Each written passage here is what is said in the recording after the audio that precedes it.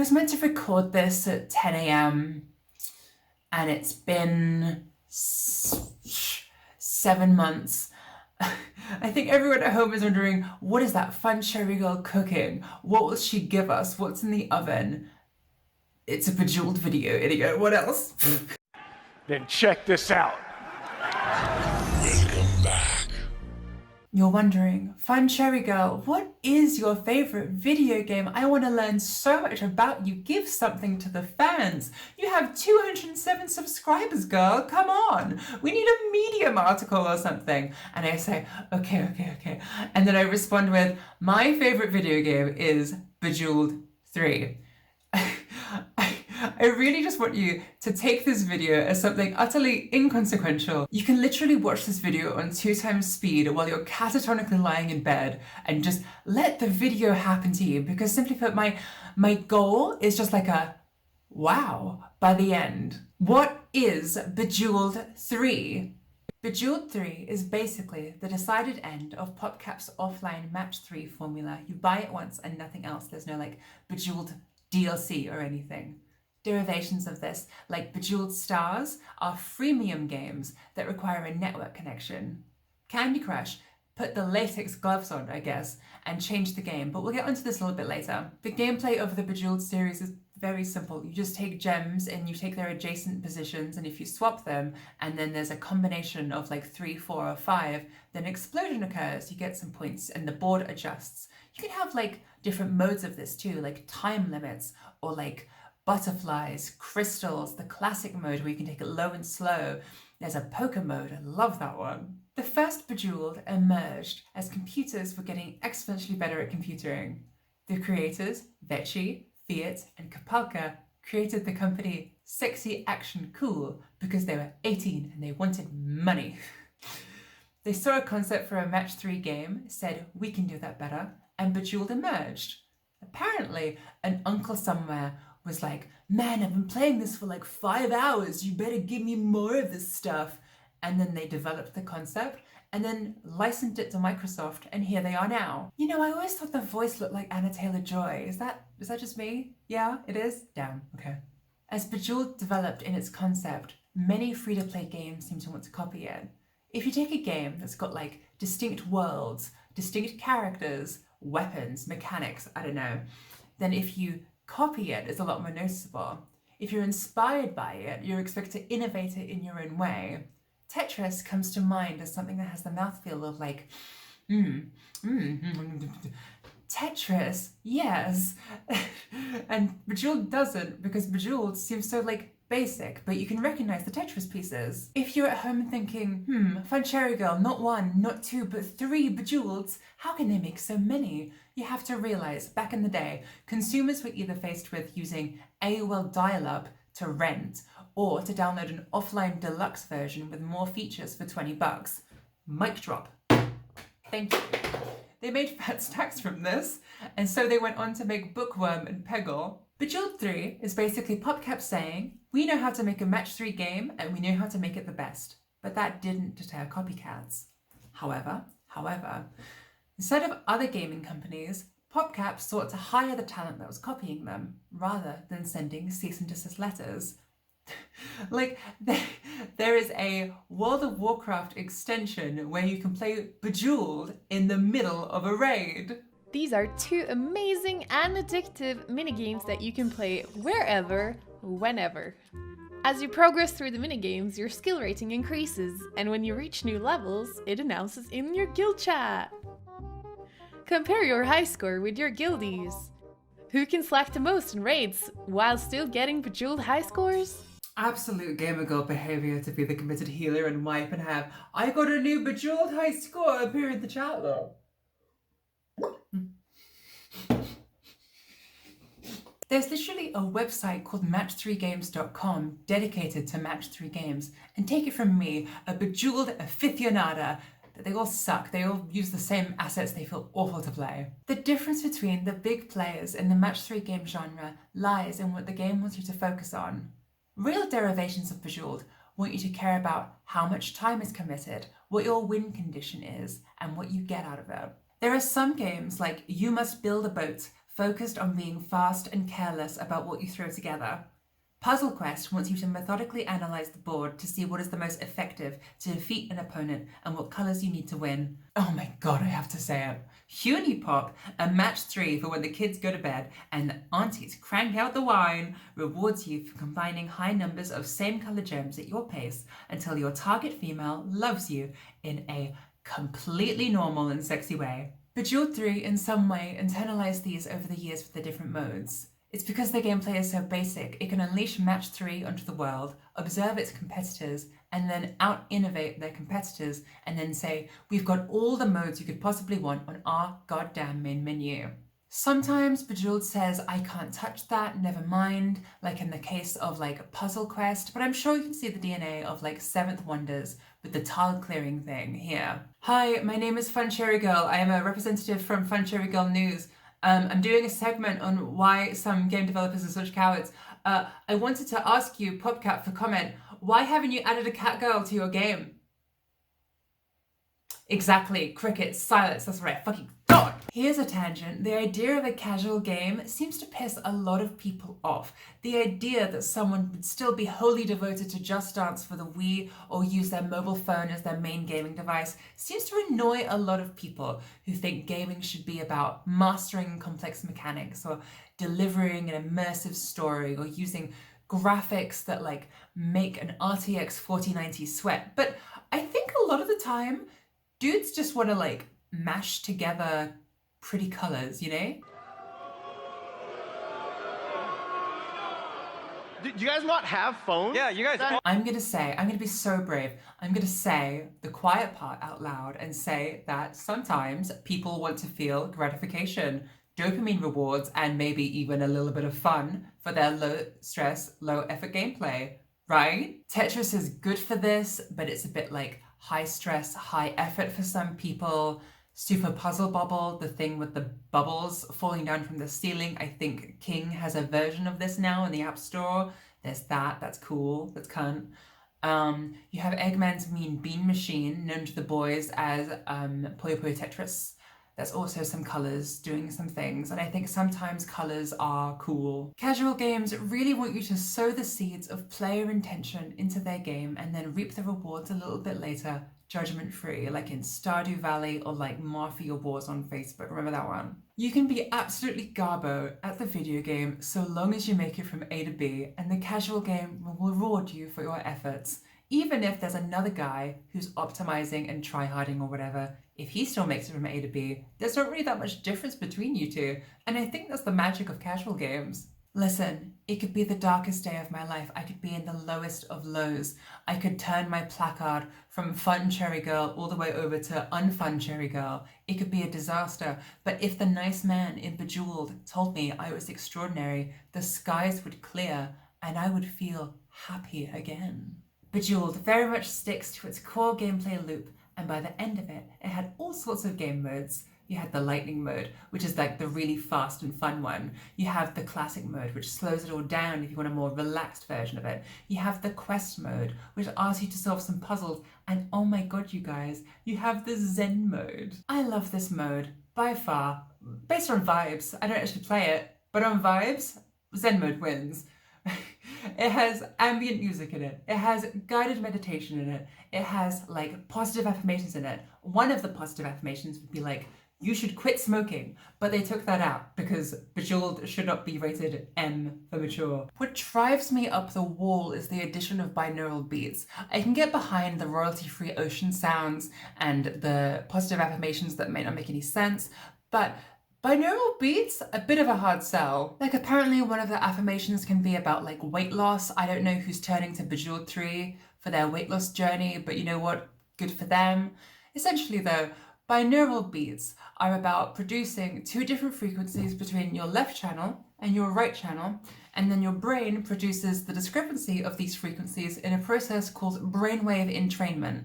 Bejeweled wants to offer you alpha brainwaves, which as described by binauralbeatsmeditation.com includes alpha brainwaves are often associated with the state of flow, a zoned-in, deeply focused, and highly productive state of mind.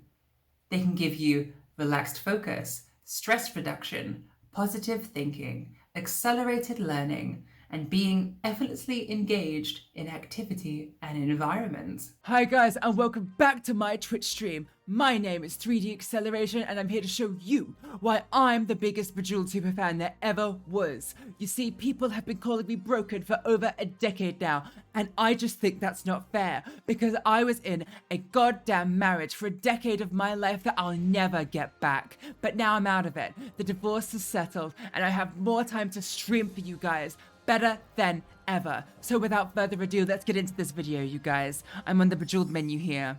Now this Zen mode, guys, it's really good. It's really good for your skin, your chakras. You're gonna feel a real release. So let's get into it.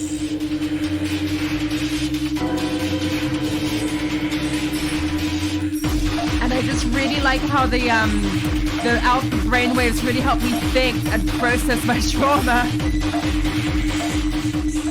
Maybe the binaural beats help people. Maybe it seems pseudoscientific. Maybe it's just about giving yourself a process to relax. Maybe we could just say that. A lot of the game is about saying, oh my god, I swapped these gems and something really cool happened. I can cause explosions, lightning strikes, blazing speed. I have a hypercube here for a really satisfying combo. It's about getting player control amidst the chaos of the board on screen. It's dopamine hits under the pressure of the lightning round, or it's the satisfaction of fulfilling a puzzle in the minimum amount of moves, and the barrier to entry is minimal. There's so much color, you have a beautiful voice telling you that you've entered blazing speed, and if you ever get stuck, you can smash the hint button to minimal penalty. I want to commit this section to a vaguely serious analysis of the utility of Bejeweled, because I used it a lot during university, and when I played it, it felt like it was activating my brain and priming me for future work. It also burned time, it enhanced my sense of urgency, and it gave me a dopamine reward when I wasn't getting it from my mundane paper about avant-garde 20th century playwrights. Turns out, I had ADHD the entire time. Did you guys know that typing Bejeweled into Google Scholar has 10 pages, but none of it is actually relevant to Bejeweled 3.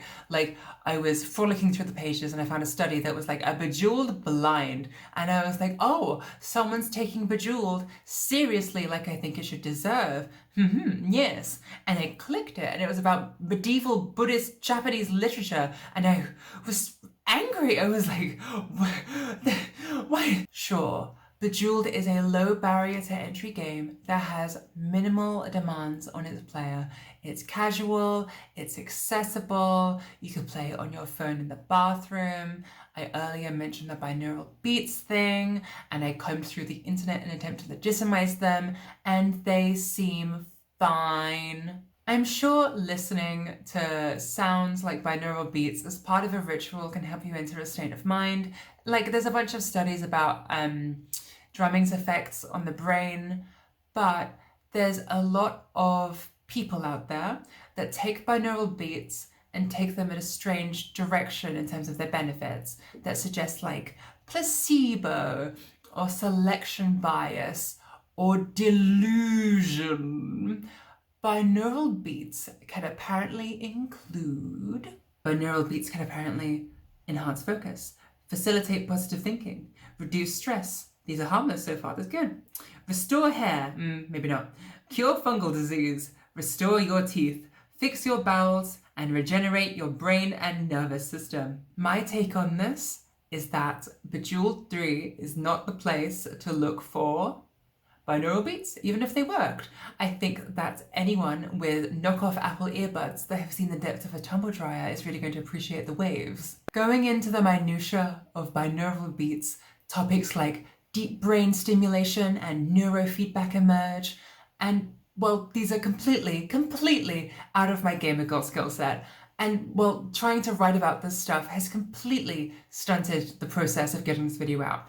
If it bothers you, my representation of binaural beats in this video, you can take to the comment section or something and just hash it out. I just want to remind you this is a Bejeweled video. I need to remind myself this is a Bejeweled video. Some podcast neurologists, like the boys at the Hooverman Labs, seem to think that binaural beats are kind of okay for memory recall or like recognition tasks, and there's a meta-analysis in the description that seems to think it's okay. I think this falls under the same category as a lot of like chiropractic practices in America that seem to want to use spine adjustments to cure you of various problems. I read some stuff about like susceptibility to seizures from listening to binaural beats, but it's really not the same as having an adjustment on your spine, because that sort of thing can lead to like torn arteries or stroke or death. I think a big problem I encountered in the research for this video is that a lot of like alternative medicine sort of stuff appeared in the literature surrounding binaural beats. Really, I think it's just anecdotal evidence of people doing meditative practices and relaxing. I mean, think about it. Bejeweled 3 Zen mode is asking you to listen to nature sounds, breathe in and out at regular intervals, engage in some low effort, low stakes gameplay. So maybe we can just call it relaxing and we don't need the beats. I think the problem here is lay people being interested in the swaths of scientific jargon that questionable dudes use to identify themselves as a scientific authority. Listen, if I can tell you, to solve multiple musculoskeletal disorders, one can apply a stretch to the facet and uncovertebral joint capsules using negative pressure to cavitate the synovial joints. You can say, wow, what is that? Sounds epic. I want one. Pog, pog, pogs all around. And I put you into the ring-a-dinger and you die. Nope. Double dinger time. Yes.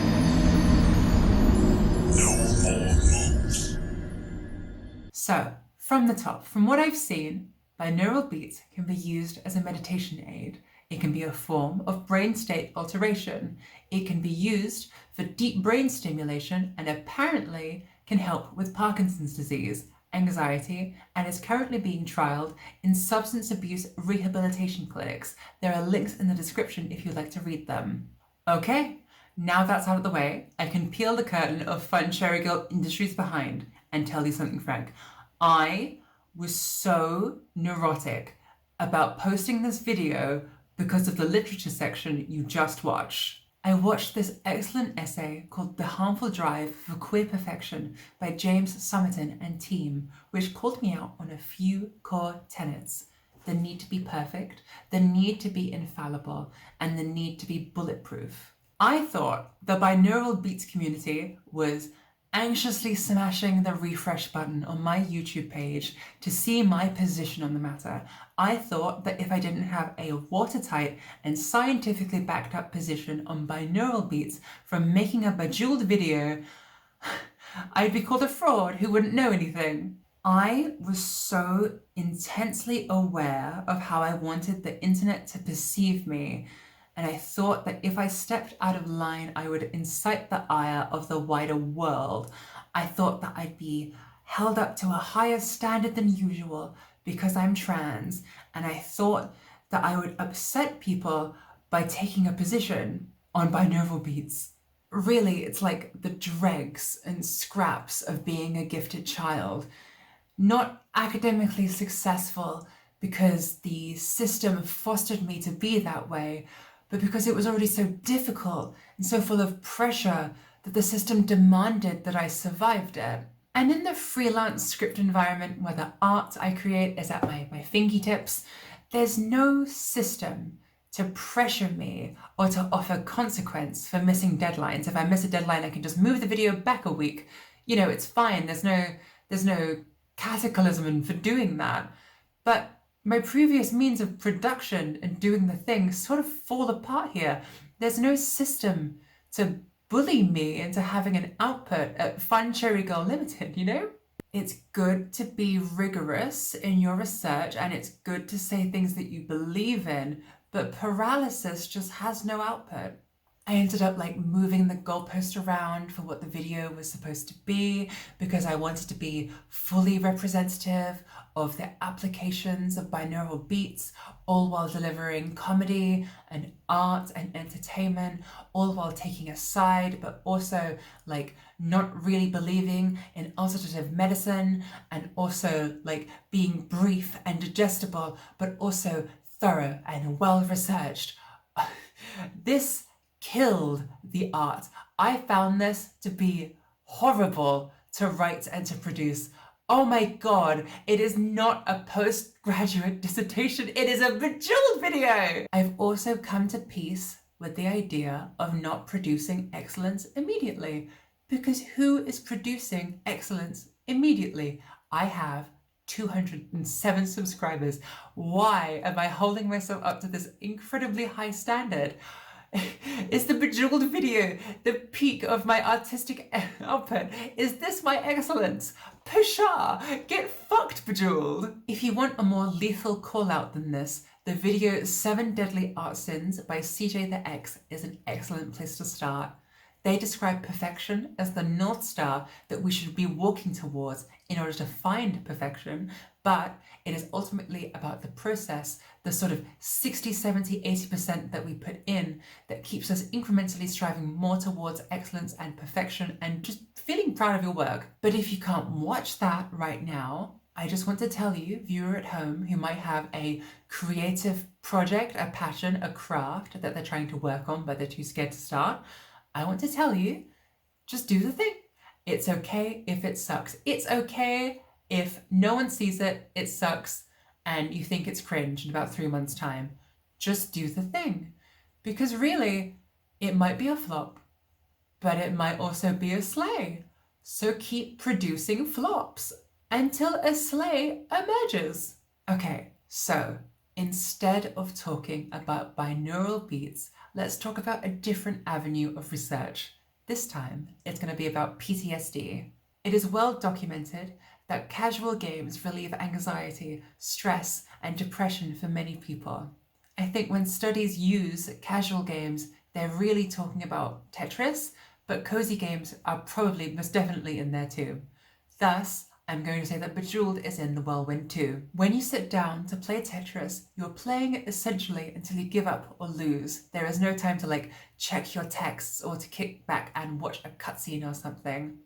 Essentially, as you play the game, you become more attuned to the blocks that have fallen, the space you've created, the next tetraminos in queue, and how close you are to the ceiling. To many, this is a flow state. Your eye is on the ball, and the ball is like a 10 by 20 matrix of blocks. Dr. Emily Holmes and team from Oxford University noticed that too, so they thought to do a short behavioural intervention. While 71 patients were in the waiting room for an ER, they asked half of them to recall the memory they just witnessed and play some Tetris.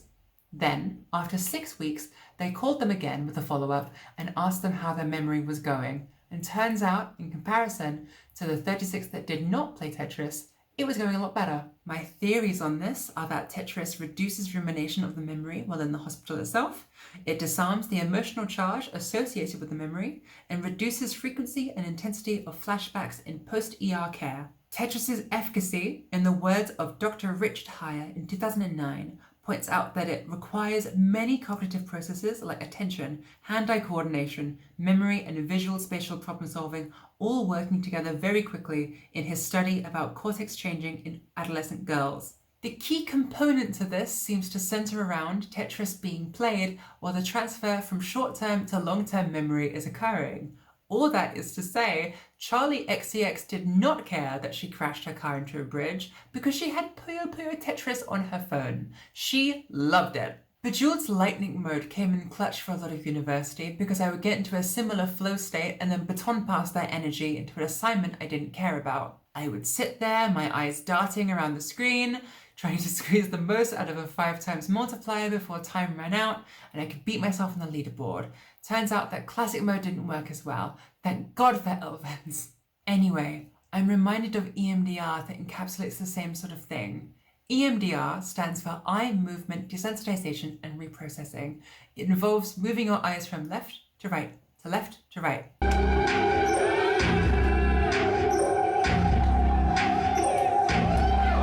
Or maybe you have headphones on and a therapist will play a sound in the left channel and then the right channel and they will alternate them, all while asking you to recall a traumatic memory. EMDR requires a therapist, and that therapist needs to be one that you trust and whose competency you believe in.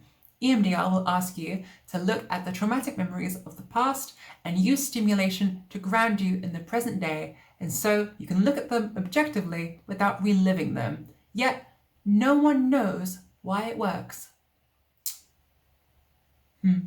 Boom, here are some theories. We love a list on this channel. Number 1, the left-right movement of your eyeballs is visual stimulation that can disturb and desensitize traumatic memories because you aren't full-fat recalling them into working memory, because you have other things to do with your brain RAM. Number 2, a bilateral eye movement can help you relax by slowing your heart rate and your breathing and regulate your nervous system. This is more physiological. Number 3, you get to play some silly video games, and that's cool because we like to have fun on this channel. It can potentially, I have to hedge here, potentially disrupt short-term memory storage into long-term memory. And what EMDR and Tetris have in common is this competition for visual spatial resources, essentially brain power, and I think Bejeweled's lightning mode can fit in there too. Hey, is that fan mail? Okay, I got it. Vicious fan mail.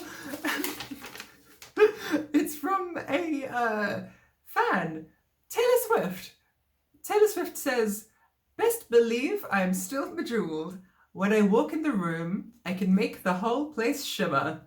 And when I meet the band, they ask, 'Do you have a man?' I can still say, 'I don't remember.'"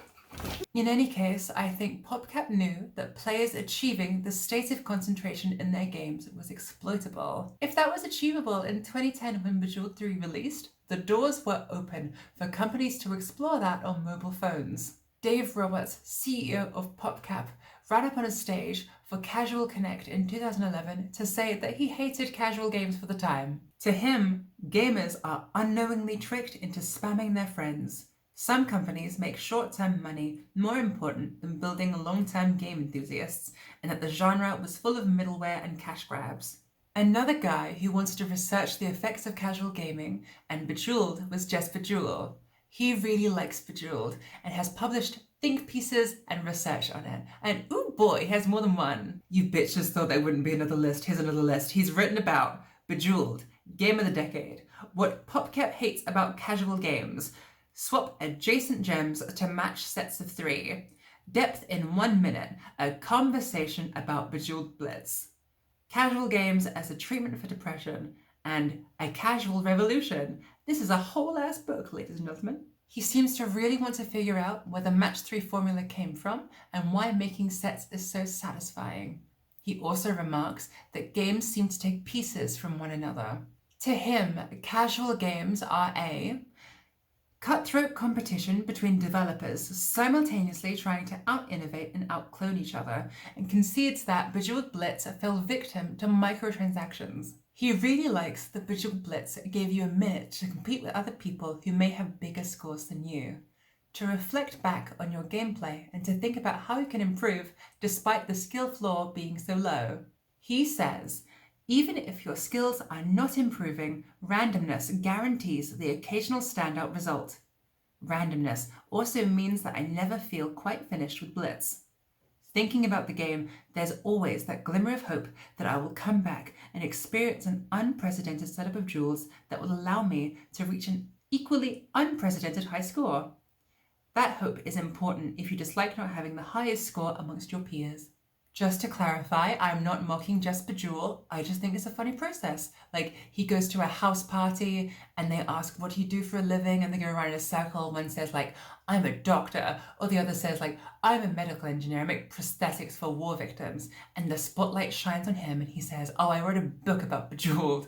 Like, it's in the same way where my friends are like back-end engineers, data scientists, they work in security, they're a HR girl, and I have to say, oh yeah, I honk my nose, I do a silly little clown dance to a Pussycat Dolls track from Reviver.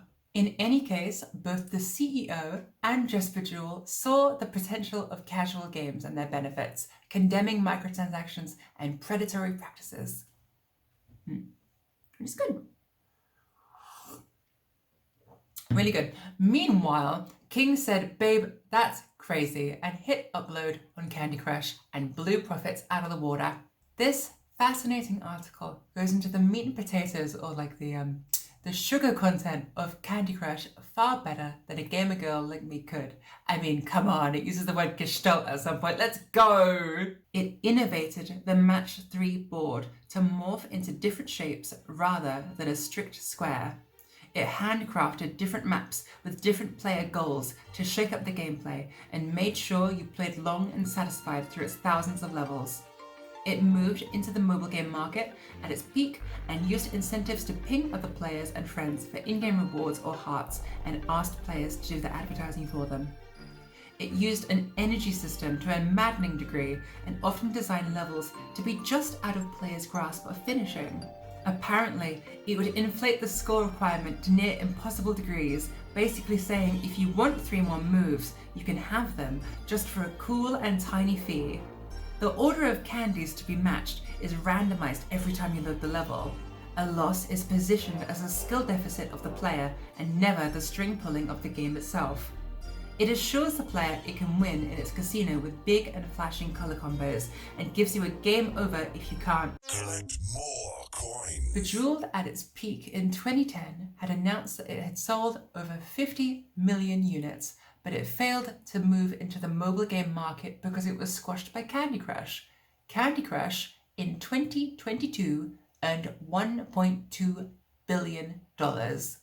That's awful. You retort, how could they? Won't anyone think of the aunties that are trapped on level 3000 and no one will send them energy to continue doing the goddamn levels? Well, do I have the solution for you? Bejeweled 3 may not have candies. It does have explosions though, and it's available often on a deep discount. You buy it once, it's offline, it has no predatory practices, and you can just play the game as much as you would like.